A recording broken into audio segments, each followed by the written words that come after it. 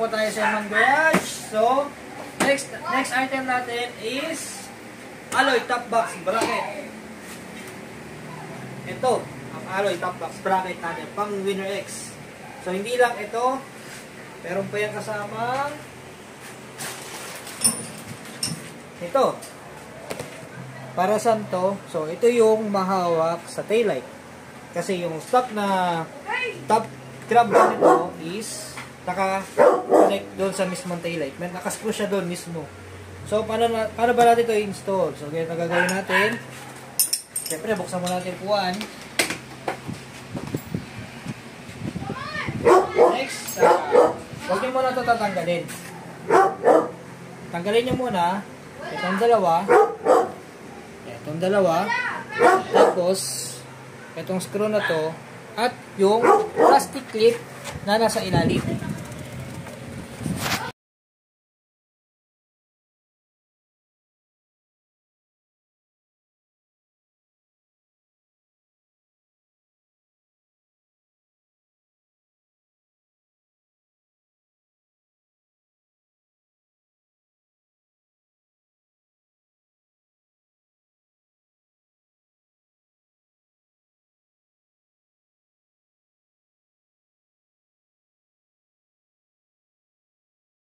Next, ito yung pinaka-tricky part dito kasi meron dalawang clip dito.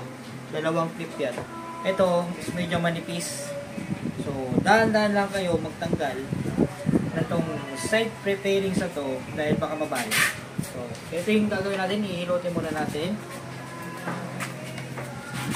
Ito muna, itong unahan na part. Pag nabukan nyo na rito, ano lang, isa lang. Yung lock, yung rubber lock niyan. Tapos sa ilalim,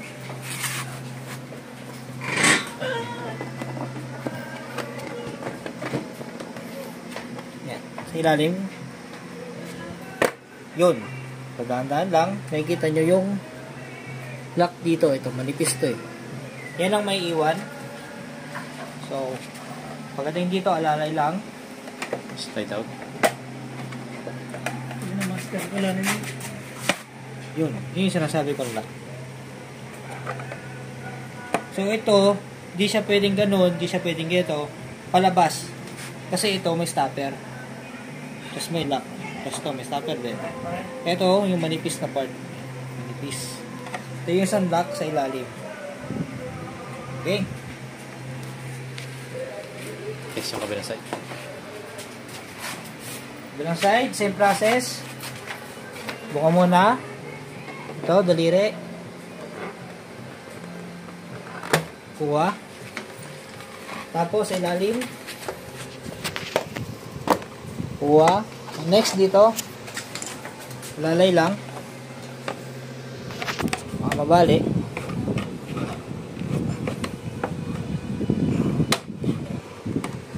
Okay.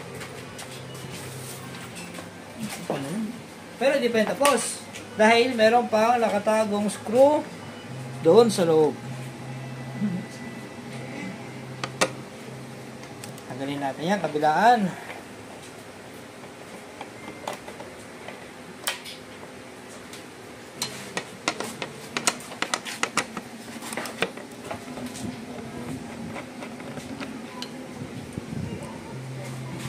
At di pa rin tapos dahil may plastic tip pa rito.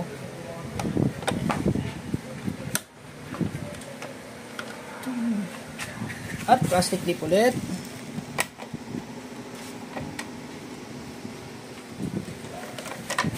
At dalawang G's. Ito yung sinasabi ko na yung stock na grab bar is nakascrew sa mismong taillight ng Winner X. Oh, saan lapit pala yan? Grabe!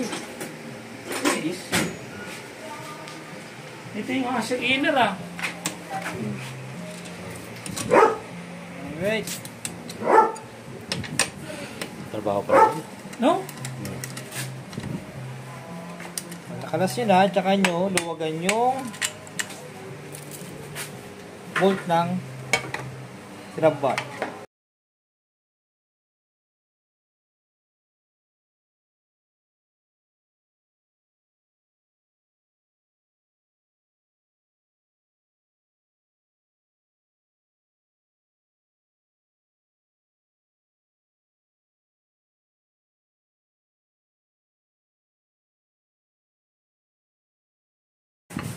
Next, tutulak nyo yung bracket. So ito, laylay na yan. So dito siya nakakabit. Pwede mo, master! Next. Go. Alright, so natanggalin natin lahat. So meron kayo makikita ang dalawang ganito pag bumili kayo ng ating alloy top box bracket. So ito is para sa right side at ito ay para sa left side. Ano pa nagkapalit, master? Pag nagkapalit yan, hindi papasok. Yun, alright. Hindi niya mapapasok yung taillight. Ayan. Yan na, master. Huwag nang paliwanag. Malayo yung tornilyohan dito sa loob. Tama. Lihis. Oh, nakakain ng tanga. Nangangain ng tanga. May pattern. So, ito dapat dito sa side na to. At dito naman sa side na to. Ayan o, saktong-sakto. Yung dalawang screw. So, palagyan na natin yung dalawang gis.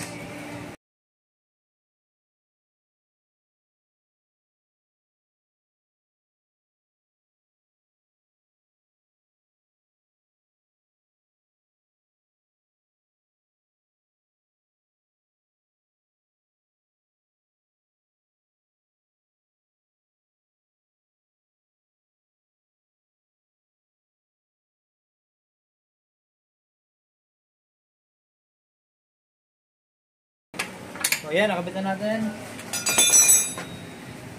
So, ang susunod yung gagawin naman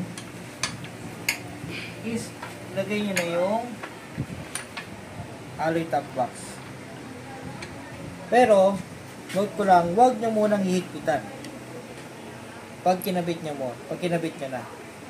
Iipit nyo lang para hindi gumalaw yung mismong bracket na sa likod na mahawak sa taillight. Lagay nyo lang ng screw pero maluwang.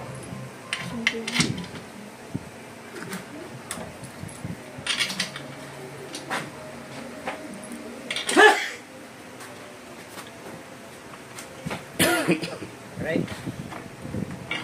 Seal na. So next, ibabaw.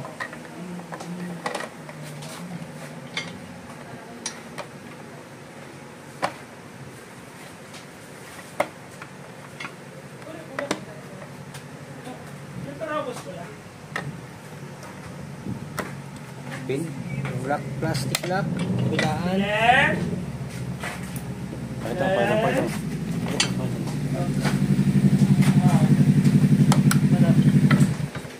Tapos, yung screw dito is kakaiba kumpara dun sa dares. Kasi yung dares, hindi masyadong malaki yung washer niya na built-in. Itong nandito sa cover ng taillight is mas malapit.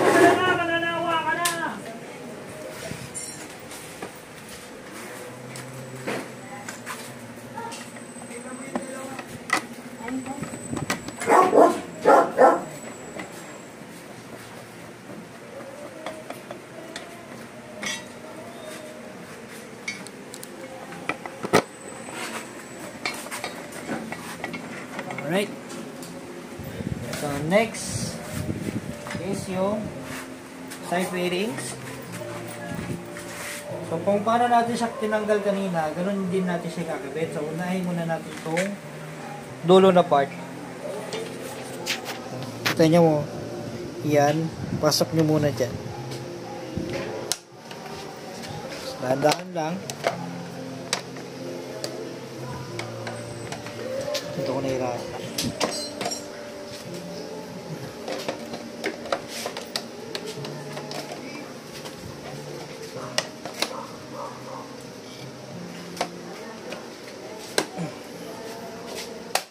Yun. So, ilalim. Next, yung ilalim.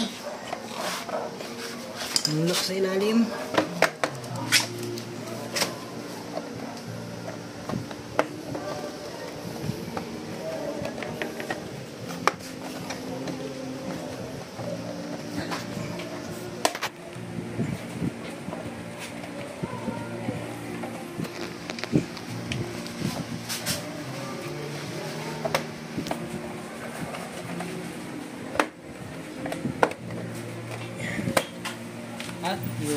sa dulo. Lagyan na natin yung dalawang screw dito.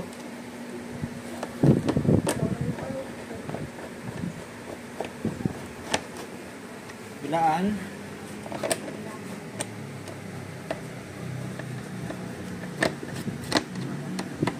At yung plastic clip sa ilalim.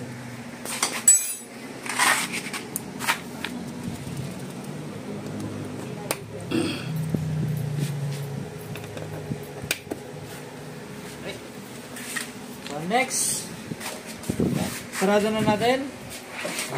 Boom, pasok. Right.